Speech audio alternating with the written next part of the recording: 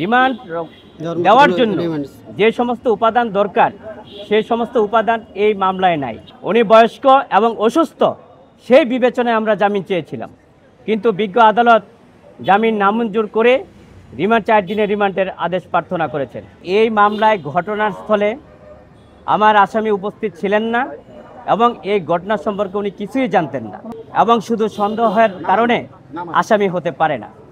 আমরা বিজ্ঞ আদালতে বলেছি যে এই মামলায় ঘটনাস্থলে আমার আসামি উপস্থিত ছিলেন না এবং এই ঘটনা সম্পর্কে উনি কিছুই জানতেন না, কোনো সম্পৃক্ত ওই আসামির নাই।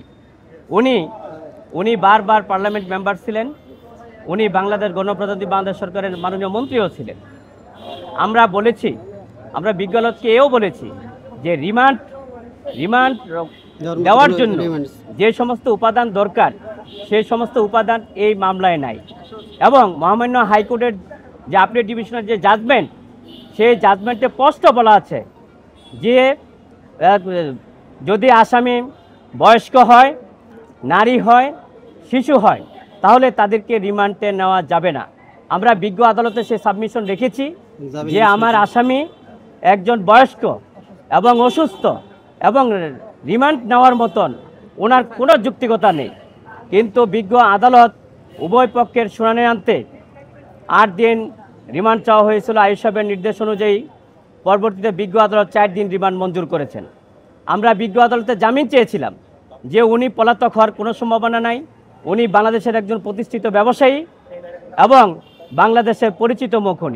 যদি বিজ্ঞ আদালত জামিন দেয় যে কোনো কন্ডিশনে, যেহেতু উনি বয়স্ক এবং অসুস্থ, সেই বিবেচনায় আমরা জামিন চেয়েছিলাম, কিন্তু বিজ্ঞ আদালত জামিন নামঞ্জুর করে রিমান্ড 4 দিনের রিমান্ডের আদেশ প্রার্থনা করেছেন।